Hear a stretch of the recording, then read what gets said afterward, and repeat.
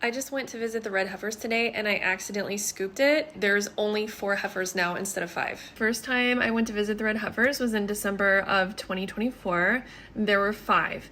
There were 3 qualified and 2 unqualified because they were trying to breed them and make babies. In a video posted just 2 months ago to YouTube, it was the same. There were still 5, 3 qualified and 2 unqualified, coming from Larry, the rancher who works with them himself. But today when I went, there were only 4 red heifers. And I was like, Habibi, where is the other heifer? When I asked the lady that works there, she gave me a really vague answer and I knew she was lying to me. The rancher, Larry, is out of town right now and I was feeling really defeated. Like, what am I gonna do? I didn't get any information. I got like a really vague answer and I was praying about it.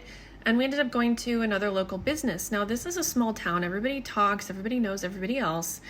And so I just happened to mention that we went to the Tell to visit. And she said, oh, did you by any chance visit the red heifers? And I said, yeah, I did. But I was so confused because there's only 4. What happened to the 5th one?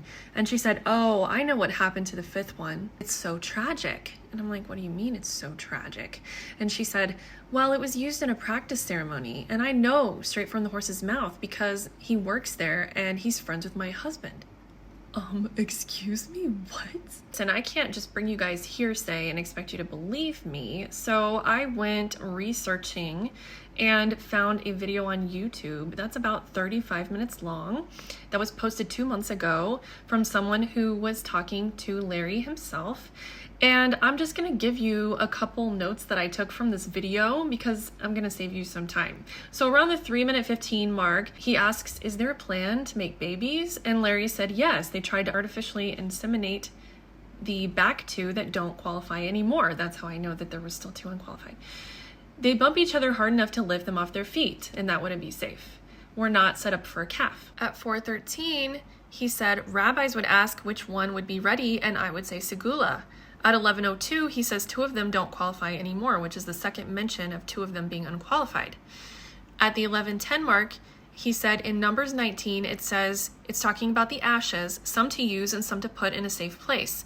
Moses hid the ashes somewhere and they know where they are. They are currently digging for them. They can mix in those ashes with the new red heifer ashes, and they found a secret cave with the copper scroll.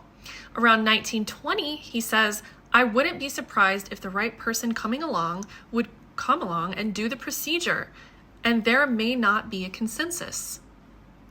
And then at 1930, he says, if I tell the Temple Institute Rabbi Arizel that I recommend her, that's what we go by. So I have to apologize for saying they didn't do the ceremony because they already have been practicing it and they only have 4 heifers now instead of 5. So my bad, sorry. But there you have it. There's only 4 heifers left. And 1 of them is unqualified. 3 are still qualified, no matter what the news media is telling you.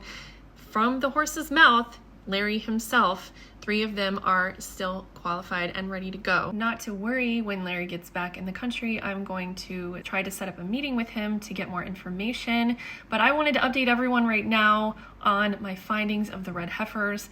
I understand that Jesus Christ is our perfect sacrifice and we don't actually need heifers anymore. However, this is a requirement of biblical prophecy and Jesus told us to be watchful and look for him. So that's exactly what I'm doing. I'm not setting dates or speculating. Get right with Jesus because he is coming and he will not delay. Accept him into your heart, get baptized, and confess with your mouth you believe in the Lord and that God raised him from the dead, and you will be saved.